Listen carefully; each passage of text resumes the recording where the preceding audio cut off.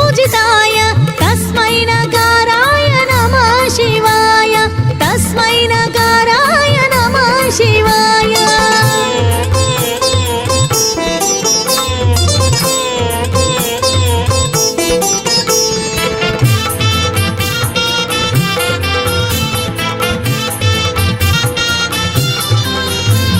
शिवाय गौरी वदनाब्ज वृन्द सूर्याय दक्ष ध्वरनाशकाय शिवाय गौरी वदनाब्ज वृन्द सूर्याय दक्ष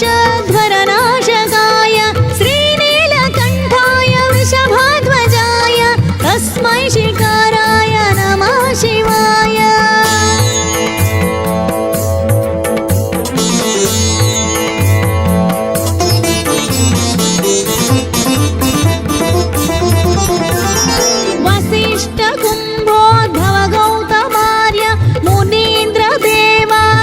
शेखराय चन्द्रार्कवैश्वानरलोचनाय तस्मै वकाराय नमः शिवाय तस्मै वकाराय नमः शिवाय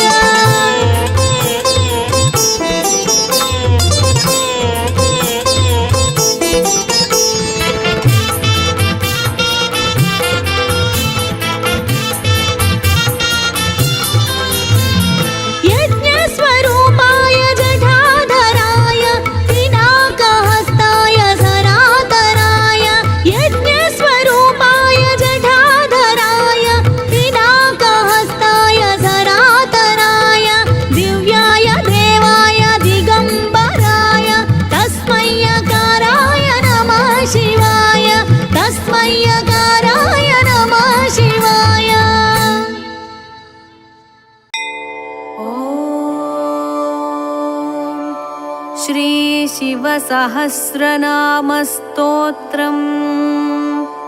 वासुदेव उवाच ततः स प्रयतो भूत्वा मम तात युधिष्ठिर प्राञ्जलिः प्राह विप्रश्यन्नाम संग्रहमादितः उपमन्युरुवाच ब्रह्मप्रोक्तैर्ऋषिर्प्रोक्तैर्वेदवेदाङ्गसम्भवैः सर्वलोकेषु विख्यातं स्तुत्यं स्तोष्यामि नामभिः महद्भिर्विहितैः सत्यैः सिद्ध्यैः सर्वार्थसाधकैः ऋषिणा तण्डिना भक्त्या कृतैर्वेदकृतात्मना यथोक्त्यैः साधुभिः ख्यातैर्मुनिभिस्तत्त्वदर्शिभिः प्रवरं प्रथमं स्वर्ग्यं सर्वभूतहितं शुभम् श्रुतैः सर्वत्र जगति ब्रह्मलोकावतारितैः सत्यैस्तत्परमं ब्रह्मा ब्रह्म प्रोक्तं सनातनं वक्ष्ये यदुकुलश्रेष्ठः शृणुष्वावहितो मम वरयैनं भवं देवं भक्तस्त्वं परमेश्वरं तेन ते श्रावयिष्यामि यद्ब्रह्म सनातनं न शक्यं विस्तरात् कृत्स्नं वक्तुं सर्वस्य केनचित् युक्तेनापि विभूतीनामपि वर्षशतैरपि यस्यादिर्मध्यमन्तं च सुरैरपि न गम्यते कस्तस्य शक्नुयाद्वक्तुं गुणान् कार्त्स्येन माधव किं तु देवस्य महतः संक्षिप्तार्थपदाक्षरम् शक्तितश्चरितं वक्ष्ये प्रसादात् तस्य धीमतः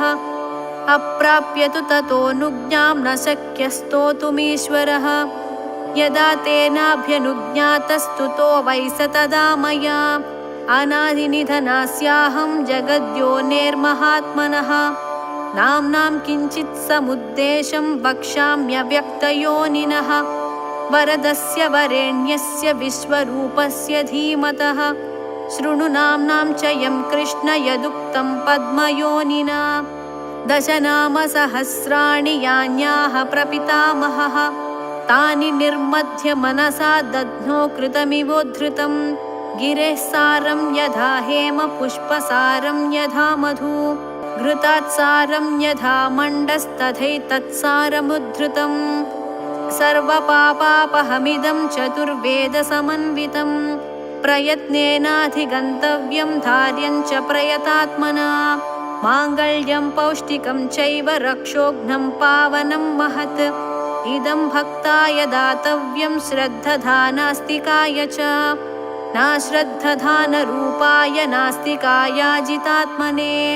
यश्चाभ्यसूयते देवं कारणात्मानमीश्वरं स कृष्णनरकं याति सह पूर्वैः सहात्मजैः इदं ध्यानमिदं योगमिदं ध्येयमनुत्तमम् इदं जप्यमिदं ज्ञानं रहस्यमिदमुत्तमम् यं ज्ञात्वा अन्तकालेऽपि गच्छेत परमां गतिं पवित्रं मङ्गलं मेध्यं कल्याणमिदमुत्तमम् इदं ब्रह्मा पुरा कृत्वा सर्वलोकपितामहः सर्वस्तवानां राजत्वे दिव्यानां समकल्पयात् तथा प्रभृति चैवायमीश्वरस्य महात्मनः स्तवराज इति ख्यातो जगत्यमरपूजितः ब्रह्मलोकादयं स्वर्गे स्तवराजोऽवतारितः यतस्तण्डिः पुरा प्रापतेन तण्डीकृतोऽभवत् स्वर्गाच्चैवात्र भूर्लोकं तण्डिना ह्यवतारितः सर्वमङ्गलमाङ्गल्यं सर्वपापप्रणाशनं निगदिष्ये महाबाहो स्तवानामुत्तमं स्तवं ब्रह्मणामपि यद्ब्रह्म पराणामपि यत्परम् तेजसामपि यत्तेजस्तपसामपि यत्तपः शान्तानामपि यश्शान्तो द्युतीनामपि या द्युतिः दान्तानामपि यो दान्तो धीमतामपि या च धीः देवानामपि यो देव ऋषीणामपि यस्त्ऋषिः यज्ञनामापि यो यज्ञः शिवानामपि यः शिवः रुद्राणामपि यो रुद्रः प्रभा प्रभवतामपि योगिनामपि यो योगी कारणानां च कारणं यतो लोकाः सम्भवन्ति न भवन्ति यतः पुनः सर्वभूतात्मभूतस्य हरस्यामित तेजसः अष्टोत्तरसहस्रं तु नाम्नां सर्वस्य मे शृणु यच्छ्रुत्वा मनुजव्याघ्र सर्वान् कामानवाप्स्यसि ध्यानम् शान्तं पद्मासनस्थं शशिधरमकुटं पञ्चवक्त्रं त्रिनेत्रं शूलं वज्रं च खड्गं परशुमभयदं दक्षभागे वहन्तं नागं पाशं च घण्टां प्रलयहुतवहं शाङ्कुशं वामभागे नानालङ्कारयुक्तां स्फटिकमणिनिभं पार्वतीशं नमामि ॐ स्थिरस्थाणुः प्रभुर्भीमः प्रवरो वरदो वरः सर्वात्मा सर्वविख्यातः सर्वः सर्वकरो भवः जटी चर्मी शिखण्डी च सर्वाङ्गः सर्वभावनः हरश्च हरिणाक्षश्च सर्वभूतहरः प्रभुः प्रवृत्तिश्च निवृत्तिश्च नियतः शाश्वतो ध्रुवः श्मशानवासी भगवान् खचरो गोचरोर्दनः अभिवाद्यो महाकर्मा तपस्वी भूतभावनः उन्मत्तवेषप्रच्छन्नः सर्वलोकप्रजापतिः महारूपो महाकायो वृषरूपो महायशाः महात्मा सर्वभूतात्मा विश्वरूपो महाहनुः लोकपालोऽन्तर्हितात्मा प्रसादो हयगर्दभिः पवित्रं च महांश्चैव नियमो नियमाश्रितः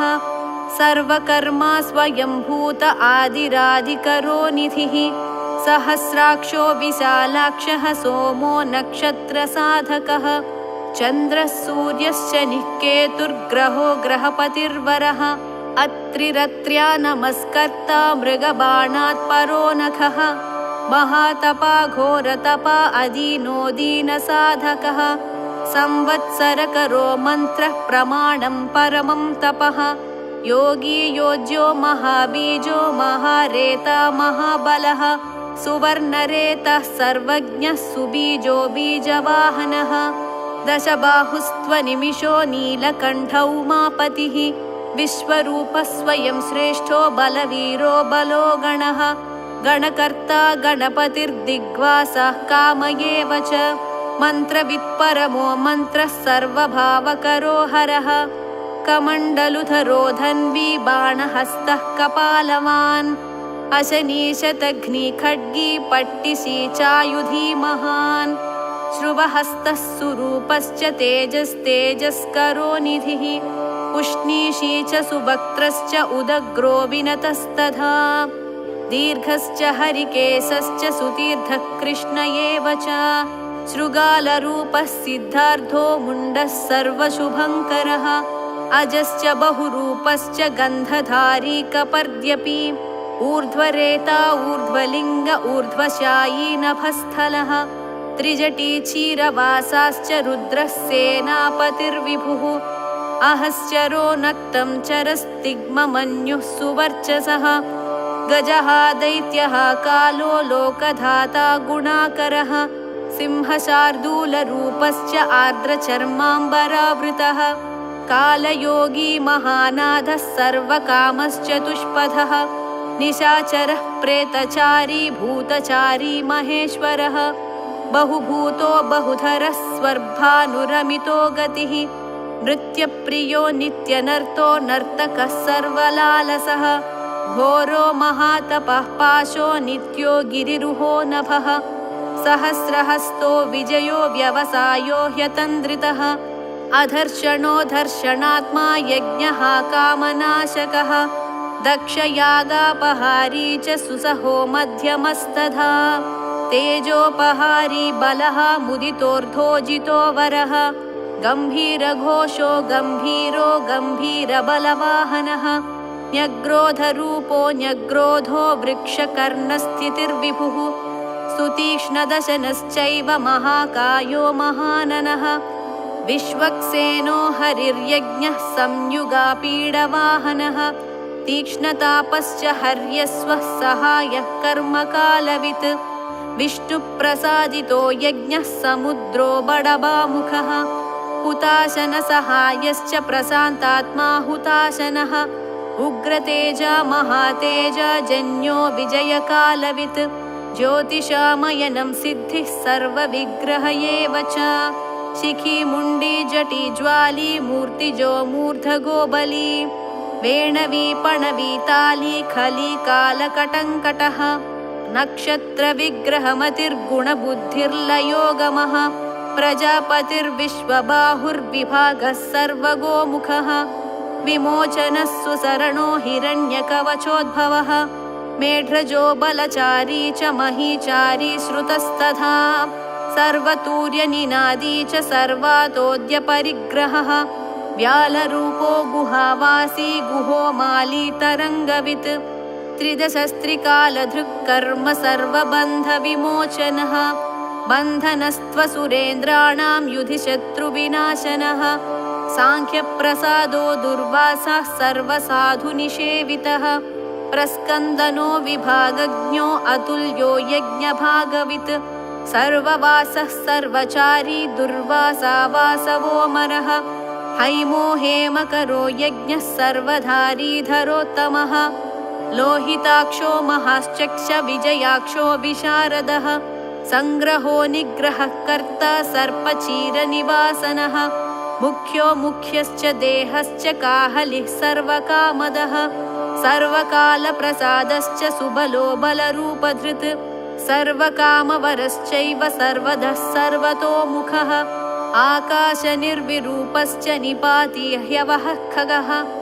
रौद्ररूपोऽंशुरादित्यो बहुरश्मिः सुवर्चसी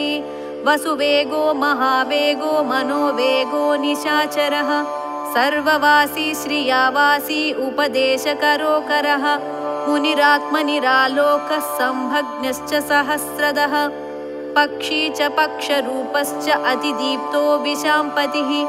उन्मादो मदनः कामो ह्यस्वत्तोऽर्धकरो यशः वामदेवश्च वामश्च प्राग्दक्षिणश्च वामनः सिद्धयोगी महर्षिश्च सिद्धार्थः सिद्धसाधकः भिक्षुश्च भिक्षुरूपश्च विपणो मृदुरव्ययः महासेनो विशाखश्च षष्टिभागो गवाम्पतिः वज्रहस्तश्च विष्कम्भी चमूस्तम्भन एव च वृत्तावृत्तकरस्तालो मधुर्मधुकलोचनः वाचस्पत्यो वाजसनो नित्यमाश्रमपूजितः ब्रह्मचारी लोकचारी सर्वचारी विचारवित् ईशान ईश्वरः कालो निशाचारी पिनाकभृत् निमित्तस्थो निमित्तं च नन्दिर्नन्दिकरो हरिः नन्दीश्वरश्च नन्दी च नन्दनो नन्दिवर्धनः भगहारी निहन्ता च कालो ब्रह्मा पितामहः चतुर्मुखो महालिङ्गश्चारुलिङ्गस्तथैव च लिङ्गाध्यक्षः सुराध्यक्षो योगाध्यक्षो युगावहः बीजाध्यक्षो बीजकर्ता अध्यात्मानुगतो बलः इतिहासः सकल्पश्च गौतमोऽधनिशाकरः दम्भो ह्यदम्भो वैदम्भो वश्यो वशकरः कलिः लोककर्ता पशुपतिर्महाकर्ता ह्यनौषधः अक्षरं परमं ब्रह्म बलवच्छक्र एव च नीतिर्ह्यनीतिः शुद्धात्मा शुद्धो मान्यो गतागतः बहुप्रसादः सुस्वप्नो दर्पणोऽधत्वमित्रजित् वेदकारो मन्त्रकारो विद्वान् समरमर्दनः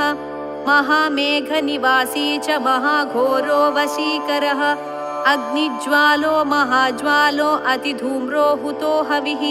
वृषणः शङ्करो नित्यवर्चस्वी धूमकेतनः नीलस्तथाङ्गलुब्धश्च शोभनो निरवग्रहः स्वस्तिदस्वस्ति भावश्च भागी भागकरो लघुः उत्सङ्गश्च महाङ्गश्च महागर्भपरायणः कृष्णवर्णः सुवर्णश्च इन्द्रियं सर्वदेहिनां महापादो महाहस्तो महाकायो महायशाः महामूर्धा महामात्रो महानेत्रो निशालयः महान्तको महाकर्णो महोष्टश्च महाहनुः महानासो महाकम्बुर्महाग्रीवः श्मशानभाक्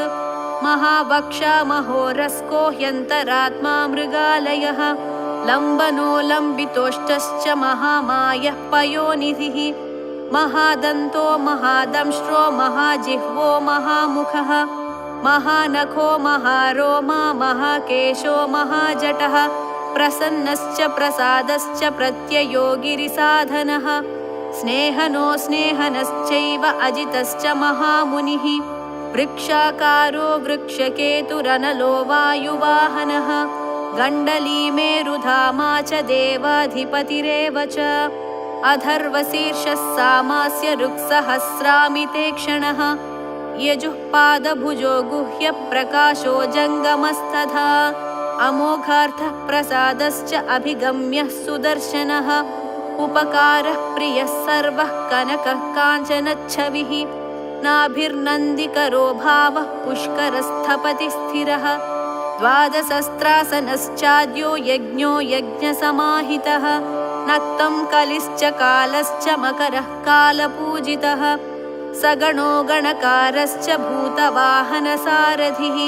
भस्मशयो भस्मगोप्ता भस्मभूतस्तरुर्गणः लोकपालस्तथा लोको महात्मा सर्वपूजितः शुक्लस्त्रिशुक्लः सम्पन्नः शुचिर्भूतनिषेवितः आश्रमस्थः क्रियावस्तो विश्वकर्ममतिर्वरः विशालशाखस्ताम्रोष्ठो ह्यम्बुजालः सुनिश्चलः कपिलः कपिशः शुक्ल आयुश्चैव परोपरः गन्धर्वो ह्यदितिस्तार्क्ष्यः सुविज्ञेयः सुशारदः परस्वधायुधो देवो ह्यनुकारी सुबान्धवः तुम्बवीणो महाक्रोध ऊर्ध्वरेता जलेशयः उग्रो वंशकरो वंशो वंशनादो ह्यनिन्दितः सर्वाङ्गरूपो मायावी सुहृदो ह्यनिलो नलः बन्धनो बन्धकर्ता च सुबन्धनविमोचनः स यज्ञारिः स कामारिर्महादंष्ट्रो महायुधः बहुधा निन्दितः शर्वः शङ्करः शङ्करोधनः अमरेशो महादेवो विश्वदेवः सुरारिः अहिर्बुद्ध्यो निलाभश्च चेकितानो हविस्तथा अजैकपाच्च कापाली त्रिशङ्कुरजितः शिवः धन्वन्तरिर्धूमकेतुः स्कन्दो वैश्रवणस्तथा धाता शक्रश्च विष्णुश्च मित्रस्त्वष्टा ध्रुवोधरः प्रभावः सर्वगो वायुरर्यमा सविता रविः उषङ्गुश्च विधाता च मान्धाता भूतभावनः विभुर्वर्णविभावी च सर्वकामगुणावहः पद्मनाभो महागर्भश्चन्द्रवक्त्रोऽनिलोनलः बलवांश्चोपतान्तश्च पुराणः पुण्यचञ्चुरी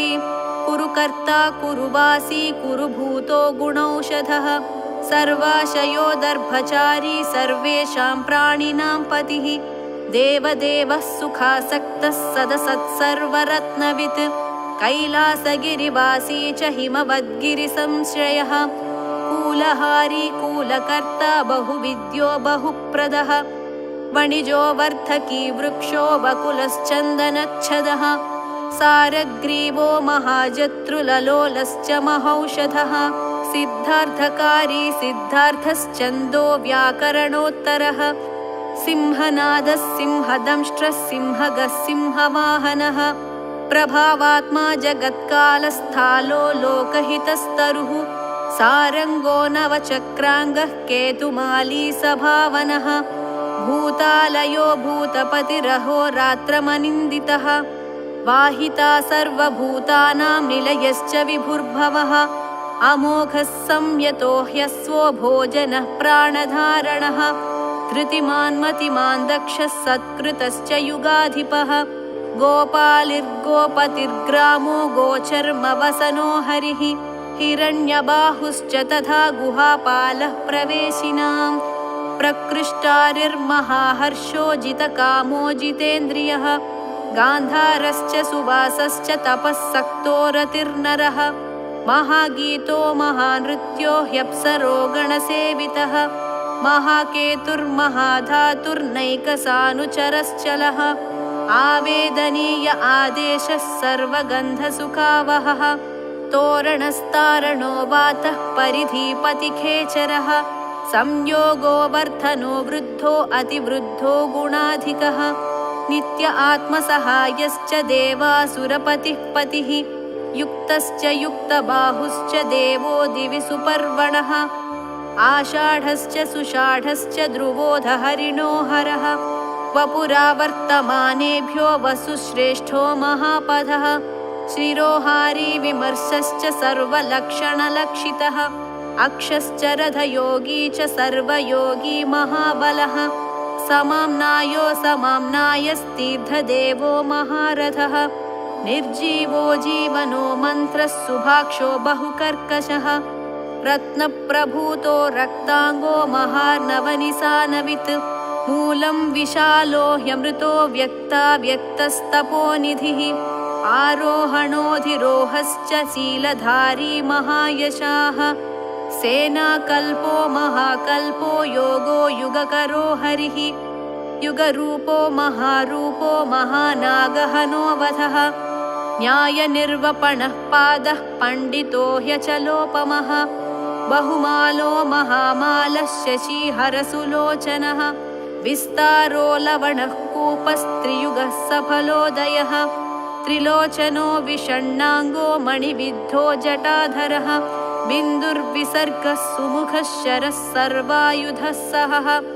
निवेदनः सुखाजातसुगन्धारो महाधनुः गन्धपाली च भगवानुत्थानः सर्वकर्मणां मन्धानो बहुलो वायुः सकलः सर्वलोचनः तलस्तालः करस्थाली ऊर्ध्वसंहननो महान् छत्रं सुच्छत्रो विख्यातो लोकः सर्वाश्रयक्रमः मुण्डो विरूपो विकृतो दण्डी कुण्डी विकुर्वणः हर्यक्षः ककुभो वज्री शतजिह्वः सहस्रपात् सहस्रमूर्धा देवेन्द्रः सर्वदेवमयो गुरुः सहस्रबाहुः सर्वाङ्गः शरण्यः सर्वलोककृत् पवित्रं त्रिककुन्मन्त्रः कनिष्ठः कृष्णपिङ्गळः ब्रह्मदण्डविनिर्माता शतघ्नीपाशशक्तिमान् पद्मगर्भो महागर्भो ब्रह्मगर्भो जलोद्भवः गभस्तिर्ब्रह्मकृद्ब्रह्मी ब्रह्मविद्ब्राह्मणो गतिः अनन्तरूपो नैकात्मा तिग्मतेजा स्वयंभुवः ऊर्ध्वगात्मा पशुपतिर्वातरंहा मनोजवः चन्दनी पद्मनालाग्रः सुरभ्युत्तरणो नरः कर्णिकारमहास्रग्वी नीलमौलिः पिनाकधृत् उमापतिरुमाकान्तो जाह्नवी धृदुमाधवः वरो वराहो वरदो वरेण्यः सुमहास्वनः महाप्रसादो दमनश्चत्रुः श्वेतपिङ्गळः पीतात्मा परमात्मा च प्रयतात्मा प्रधानधृत् सर्वपार्श्वमुखस्त्रक्षो धर्मसाधारणो वरः चराचरात्मा सूक्ष्मात्मा अमृतो गोवृषेश्वरः साध्यर्षिर्वसुरादित्यो विवस्वान् सवितामृतः व्यासः सर्गः सुसंक्षेपो विस्तरः पर्ययो नरः ऋतुः संवत्सरो मासः पक्षः संख्या समापनः कलाकाष्ठालवा मात्रा मुहूर्ताः क्षपाक्षणाः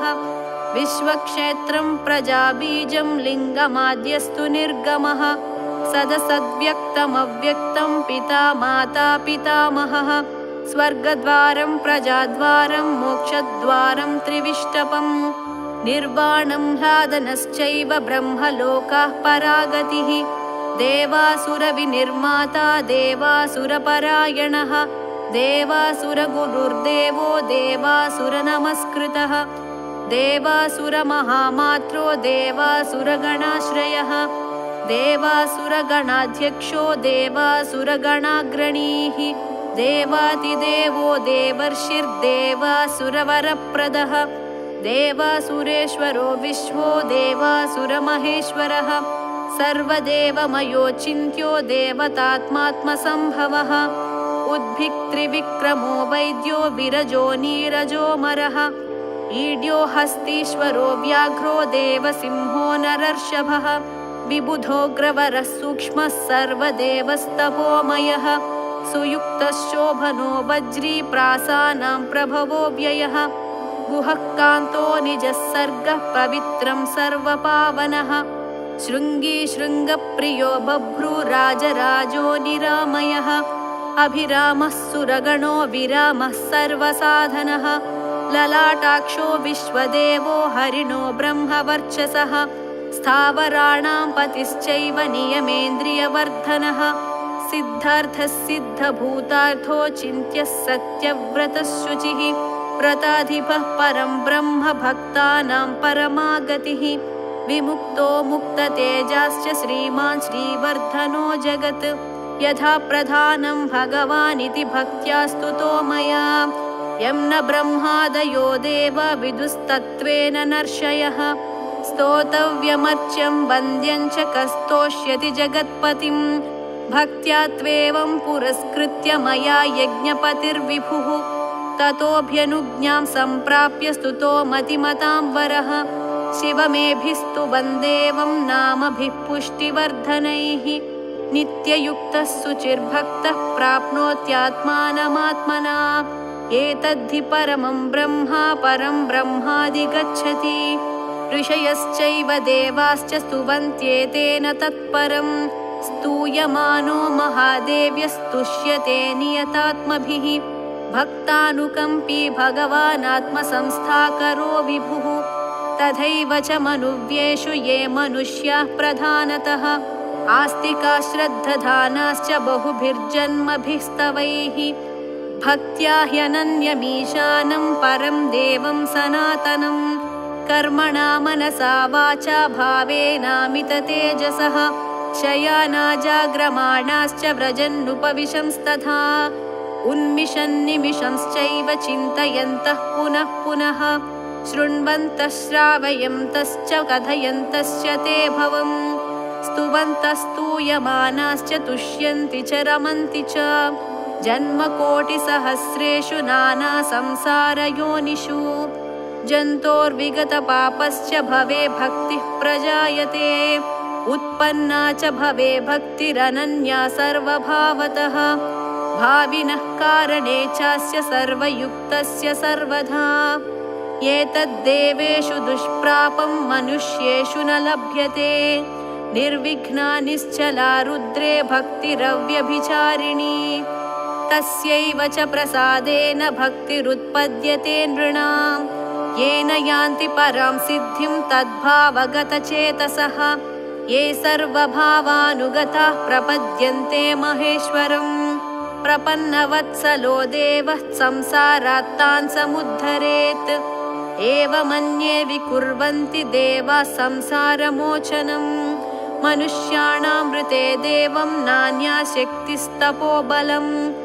इति तेनेन्द्रकल्पेन भगवान् सदसत्पतिः कृत्तिवासास्तुतः कृष्णतण्डिना शुभबुद्धिना स्तवमेतं भगवतो ब्रह्मा स्वयमधारयत् गीयते च स बुध्येत ब्रह्मा शङ्करसन्निधौ इदं पुण्यं पवित्रं च सर्वदा पापनाशनं योगदं मोक्षदं चैव स्वर्गदं तोषदं तथा एवमेतत् पठन्ते य एकभक्त्या तु शङ्करम् या गतिः साङ्ख्ययोगानां व्रजन्त्येतां गतिं तदा स्तवमेतं प्रयत्नेन सदा रुद्रस्य सन्निधौ अब्दमेकं चरेद्भक्तः प्राप्नुयादीप्सितं फलम् एतद्रहस्यं परमं ब्रह्मणो हृदि संस्थितम् ब्रह्मा प्रोवाच शक्राय शक्रः प्रोवाच मृत्यवे मृत्युः प्रोवाच रुद्रेभ्यो रुद्रेभ्यस्तण्डिमागमत् महता तपसा प्राप्तस्तण्डिना ब्रह्मसद्मनि तण्डिः प्रोवाच शुक्राय गौतमाय च भार्गवः वैवस्वताय मनवे गौतमः प्राह माधव नारायणाय साध्याय समाधिष्ठाय धीमते यमाय प्राह भगवान् साध्यो नारायणोच्युतः नाचिकेताय भगवानाह वैवस्वतो यमः मार्कण्डेयाय वार्ष्णेय नाचिकेतोऽभ्यभाषत मार्कण्डेयान्मया प्राप्तो नियमेन जनार्दन तवाप्यहममित्रघ्नस्तवं दद्यां ह्यविसृतम् स्वर्गमारोग्यमायुष्यं धन्यं वेदेन संमितम् नास्य विघ्नं विकुर्वन्ति दानवा यक्षराक्षसाः पिशाचाया तु दानवा गुह्यका भुजगा अपि यः पठेत शुचिः पार्थ ब्रह्मचारी जितेन्द्रियः अभग्नयोगो वर्षं तु सोऽश्वमेधफलं लभेत् इति श्रीमहाभारते अनुशासनपर्वणि महादेवसहस्रनामस्तोत्रं नाम 17 अध्यायः।